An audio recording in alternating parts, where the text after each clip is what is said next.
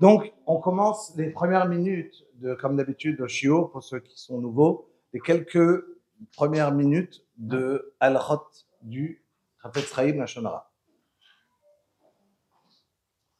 Vous savez que on a déjà parlé plusieurs fois d'Al-Khot, et une des Al-Khot, c'est de ne pas parler, c'est pas bien de parler même sur soi, de raconter des mauvaises choses sur soi-même. Et déjà, pour ne pas habituer à parler du mal, la personne qu'on parle sur soi-même des mauvaises choses, évidemment, c'est assourd, réellement assourd, de parler sur quelqu'un d'autre, même si je m'inclus à moi-même. Je veux dire, moi et mon ami, on a fait ça et ça. Mon ami et moi, on a fait une bêtise. D'accord? On a volé, on a menti, on a voyagé, c'était Shabbat. Et je vais raconter tout simplement quelque chose en disant, tu sais quoi, j'ai pris Shabbat, j'ai fait ça et ça avec mon ami. Ben, j'ai dû la shonara sur moi, parce que moi-même, mais en même temps, je l'ai dit sur mon ami. C'est assourd. D'accord. Même de parler sur soi-même, que sur soi-même, c'est pas très bien.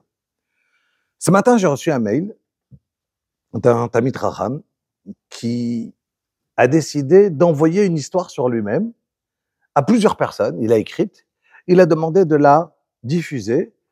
Il a dit, il commence comme ça. Il dit, bien que c'est pas bien de raconter une histoire sur soi-même, mais dans ce cas-là précis, il mène les sources, pourquoi et tout ça. Je vais raconter mon histoire et c'est permis pour une raison précise que je vais la raconter. Il dit voilà que c'est quelqu'un qui fait plein de drashot, des shiurim. Il parle très bien, il est très connu. Je dis moi, je vais pas dire son nom. Lui, il a noté son nom et tout. Et il habite Bnei Brak. Voilà que vendredi soir, il y a quelqu'un qui vient chez lui, ils se connaissent légèrement, un petit peu. Il dit voilà, il y a dans ma famille, j'ai mon frère qui vient de se marier. On fait Sheva Brachot ce soir. Est-ce que Shabbat Ratan, tu peux venir dire divrei Torah? Après, tu vas souper chez toi. Tu viens après chez nous dire des divrei Torah. Je dis écoute, sincèrement, ça m'est dur. Je connais pas trop la famille. Qu'est-ce que je vais dire? Je connais surtout la famille de la Kala. Mais toi qui m'invites, je ne connais pas trop. Qu'est-ce que je vais raconter? Non, c'est pas grave, juste ta venue en soi-même, elle est importante. Qu'un rave pareil comme toi, il vient, il parle, ça va honorer l'endroit. Ça nous fait plaisir si tu peux venir. Il a insisté, il a dit, ok, je viens. Il finit la Séouda, il va là-bas, en plein milieu de Sheva Brachot, et il parle. Pendant qu'il parle, il se rappelle que le papa, il est descendant d'un très grand Tamid Chacham, le Megalé Amukot, un grand Mekoubal. Donc il dit combien cette famille, c'est une famille de Torah. Et après il parle sur la famille de la Kala qu'il connaissait très bien. Okay. Il a essayé de dire les meilleures choses qu'il pouvait. Le lendemain, à la Tfila, il rencontre le papa du Khatan. Et il vient vers lui énervé. Il lui dit, tu sais, tu m'as cassé le Sheva Brachot. Hier, tu as parlé beaucoup plus sur la famille de la Kala.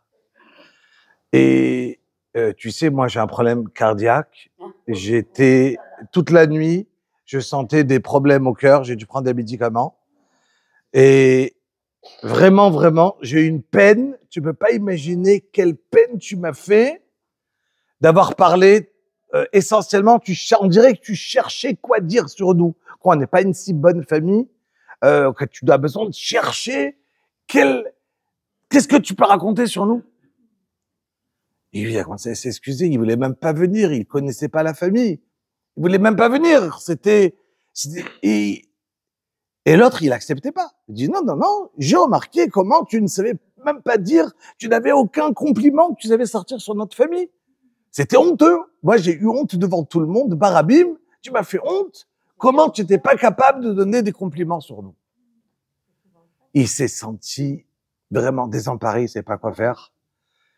Il a demandé Mechila. L'autre, il a dit, écoute, tu m'as fait honte en public, devant la belle famille. Je suis très, très, très mal. Il est parti demander qu'est-ce qu'il doit faire. On lui a dit donc d'arrêter de donner des divrei Torah pendant 3 mois et de faire tchouva. Et il a décidé donc d'écrire ce mail en disant, voilà, peut-être la capara, en demandant pardon, une des manières de faire tchouva, ça sera de raconter cette histoire et de réaliser que des fois, on peut être mavazé barabim, on peut faire honte à quelqu'un, on le veut pas. On a toutes les raisons en vérité, miroche, dès le début, qu'on ne voulait pas faire. Et donc, j'ai reçu ce mail ce matin, je me suis dit, ah, c'est une histoire. Regardez, on parle de comment on ne doit pas faire du lachon hara, comment on ne doit pas faire honte. Et une personne, il vient faire un livret Torah, il a pensé que faire du bien, en fait de compte. Ce qu'il a cherché, c'était pas faire du mal, au contraire, il est parti faire une faveur à quelqu'un, donner dans un Sheba Brachot des livrets Torah. Il a fait le mieux de son possible, et à la fin, c'est sorti un bisayon pour l'autre côté. Et il a rien fait de mal. Et quand même, derrière de son côté, de sa manière qu'il a parlé, ou des fois, voilà. Donc il a dit, de mon côté, ouais, ça veut dire exactement, ça veut dire que des fois, voilà. Et il y a déjà des fois des gens qui sont plus susceptibles que d'autres, et à la tchape, tu peux essayer de tout faire, et quand même les personnes, ils se vexent, et c'est parti. Donc, il dit le Rafetz Chaim, je reprends, il dit le Rafetz Chaim, halakha, que même de parler sur moi, même sur soi-même, mais là, dans ce cas-là, vu qu'il voulait absolument se faire pardonner, et il a dit, je vais essayer d'être mefarsem, raconter cette histoire, de dire combien on doit faire attention à la parole. Je suis dans ce qu'on était dans le Rafetz Chaim. Qu'est-ce qui se passe quand j'ai une histoire qui est connue? Tout le monde la connaît. J'ai une histoire qui est passée à la radio, une histoire qui est passée dans les journaux. Et donc, j'ai envie d'en parler à table, d'en parler avec quelqu'un, avec mon ami, ma femme, avec quelqu'un. Et j'ai l'impression de ne pas raconter. C'est pas la grosse histoire qu'on est en train de dévoiler. Tout le monde le sait. Mais le fait d'en parler, je vais insister sur la chose. Je vais développer l'histoire. Est-ce qu'on a le droit de parler de quelque chose qui est connu ou ça s'appelle encore du lachon hara? Il dit le Rafetz Chaim, premièrement, une histoire qui est connue, alors il y a des avis dans la Gemara qu'on peut en parler, mais à condition de ne pas vouloir continuer le col, ça veut dire ne pas continuer l'info. Je ne veux pas propager la nouvelle. J'en parle, je parle parce que torque des dvarim, be'akraï, ça veut dire par hasard, parce qu'on en parle, c'était un certain sujet. Mais moi et la personne qui est en face, ils ont lu dans les journaux, on l'a entendu à la radio, on l'a vu à la télé, c'est quelque chose qui est connu, et je viens pas appuyer sur la personne. Je viens pas dire, ah, mais t'as vu, et en plus, il y a ça, et en plus, je ne viens pas, je viens juste relater l'histoire d'une certaine manière. De cette manière, il dit le Rafetz Chaim. Si je la raconte à quelqu'un qui connaît pas cette histoire, lui, moi, je n'ai pas fait de Issour, mais lui, il n'a pas le droit d'écouter, d'y croire. Même si c'est quelque chose qui est connu. Moi, je viens, je te raconte une histoire, je te dis, ah, tu sais, j'ai vu à la télé ça et ça, sur quelqu'un. On n'a pas le droit de venir et de raconter cette histoire devant tout le monde. J'ai pas le droit de raconter, ah, mais tout le monde le sait. C'est pas grave. J'ai pas le droit. On n'a pas le droit de venir. Donc, il dit le Rafetz Chaim, une histoire qui est connue. Maintenant, quel est le din de quelqu'un qui a des secrets de famille? Je sais pas moi. Tout le monde en a, voilà. Et les secrets de famille, quelque chose. Alors, il y a des fois, il y a des vrais secrets. Mais est-ce qu'il y a quelqu'un, imaginons, quelqu'un qui a fait tchouva sur quelque chose? Il a fait une avéra. Ou bien même, vous savez quoi? Est-ce que j'ai le droit de dire sur quelqu'un qu'il est bal tchouva? Avant, il n'était pas religieux, maintenant, il est devenu religieux. Alors, c'est bien, parce que d'un côté, il y a un bon côté. Mais le bon côté, il est qu'il a fait tchouva. Le mauvais côté, c'est que avant, il n'était pas religieux. Quand je vais raconter, est-ce que je peux raconter sur quelqu'un qui s'est converti? Pourquoi pas? C'est quelque chose de bien. Avant, il était non-juif. Aujourd'hui, il est devenu juif. Et je lui dis, ah, tu sais, lui, il s'est converti. Pourquoi pas? C'est des choses bien.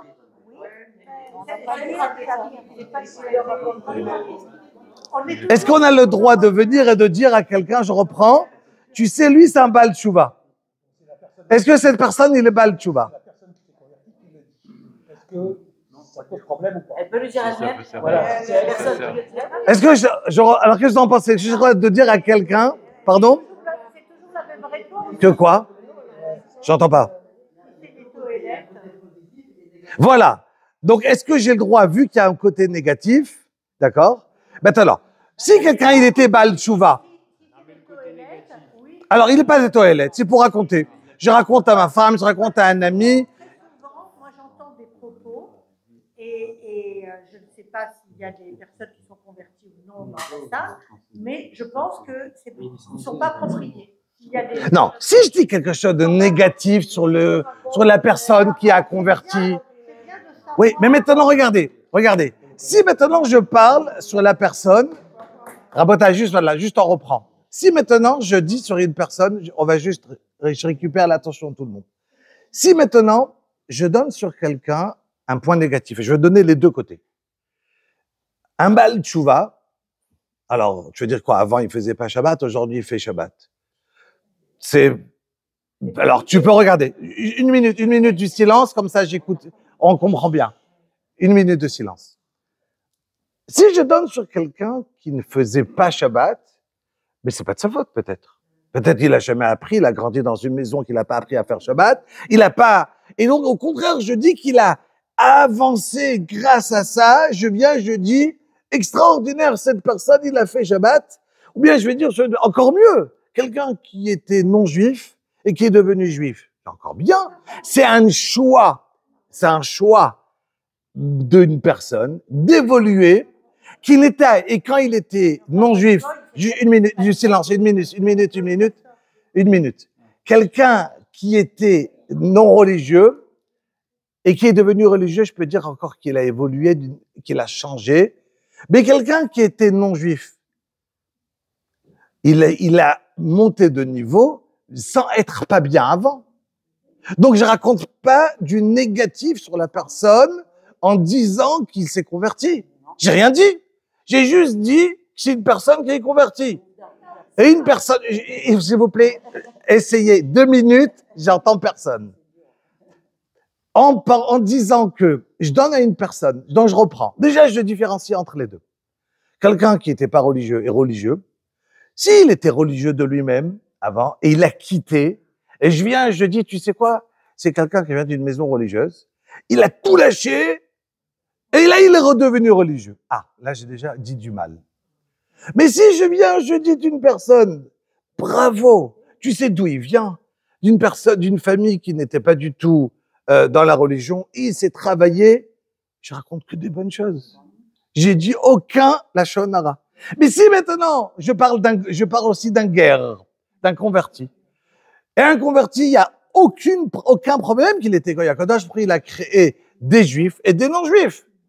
Il n'y a aucun problème d'être non-juif. Quelqu'un qui décide, et je peux vous dire une chose, il y avait une fois à la yeshiva de Mir, un bachour, à la yeshiva, qui a dévoilé à l'âge de 20 ans, 21 ans, qu'il était non-juif. Il a appris que sa mère, une américaine, elle lui a dévoilé, tu sais, en vérité, j'ai fait croire à ton père que j'étais juif, mais j'ai pas juif. Et lui, le bachour, entre-temps, le papa, il a fait tchouva. Il était marié à une qui n'était pas du tout religieuse. Il croyait, mais elle était Goya. Et au fur et à mesure, lui, il a fait tchouva. Ils ont avancé. Et elle lui a jamais dit à son mari, jusqu'à qu'un jour, elle a décidé, elle-même, elle était déjà religieuse et bien, elle a décidé de raconter à ses enfants qu'ils doivent faire la guéroute, qu'ils doivent se convertir. Elle a tout refait. Elle s'est remariée. Mais elle a décidé, et donc il est parti chez Rav Frinkel, chez le Rosh Yeshiva de Mir. Et un jour, le Bachour, il lui dit, Rav, je viens d'apprendre que je ne suis pas juif, et c'est un Bachour qui n'arrêtait pas d'étudier. Un Bachour qui était sérieux. Le Rav, il lui a dit, donc qu'est-ce que tu veux? Il dit, que je veux me convertir demain, aujourd'hui. Il lui a dit, qui t'a dit? Peut-être tu préfères être goy. Je dis, Rav, moi goy, j'ai grandi que dans une famille religieuse, pour je croyais que j'étais juif, et toute ma vie, c'est la Torah. Je dis oui, parce que tu crois comme ça, parce que tu as grandi comme ça. Mais peut-être tu rentres chez toi, tu réfléchis, et peut-être tu veux garder que 7 mitzvot de Béné Noir, que 7 mitzvot. Pourquoi tu veux 613 mitzvot? Peut-être c'est trop pour toi. Peut-être ça va être trop dur. Et t'as jamais réfléchi différemment. Alors, un juif, c'est comme ça, on lui a donné directement, il doit être taillas. Il doit être en haut, tout en haut. On lui a pas donné la possibilité d'être en bas. D'accord? On lui a donné directement, donc, Akadosh Baruch Hu, Ata bechartanu mikol ha'amim, Shem nous a donné la possibilité que d'être en haut. Le Romamtanu, mikol ha'amim, tu nous as élevés de toute cette nation. D'être en haut, c'est dur. C'est un coût. Il faut payer. On est sorti en galoute. On reçoit des coups. C'est pas évident d'être tout en haut. Donc, être en haut, il nous coûte cher. Donc, il lui a dit, peut-être tu réfléchis. Et tu veux peut-être être goy. Il est parti, il a réfléchi. Au bout de 3 mois, il a appelé le Rav. Ciao. J'ai fini. De Joseph, je m'appelle Joe. Et j'ai fini. Et tout va bien. J'ai décidé de tout lâcher. Pourquoi? Parce que il a rien fait de mal. D'accord? Il a décidé de garder les 7 mitzvot Béné Noir. Il faut que je me presse, que je vais arriver à mon chiour. Mais juste, je peux vous dire une chose. Je donnais cours à Créteil, en face de la fac de médecine. J'avais des centaines d'étudiants qui venaient. Une fois, il y a un étudiant qui est venu, qui m'a dit, après plein de fois, il m'a dit, tu sais, vous savez, Rav, je suis pas juif. Mais je viens apprendre, ça m'intéresse. Mais j'ai décidé de garder les 7 mitzvot Béné Noir. Je veux les apprendre. J'ai envie de garder, me convertir, j'ai pas envie. Mais j'ai envie d'être un bon goy. C'est tout. Comme que la Torah, parce que je sais que c'est la Hémet, j'ai envie réellement de connaître qu'est-ce que la Torah, elle donne. Donc, je reprends. Pour raccourcir, et comme ça, on peut commencer le shiur. Quelle est la halakha au niveau de parler d'un Baal Tshuva et d'un guerre?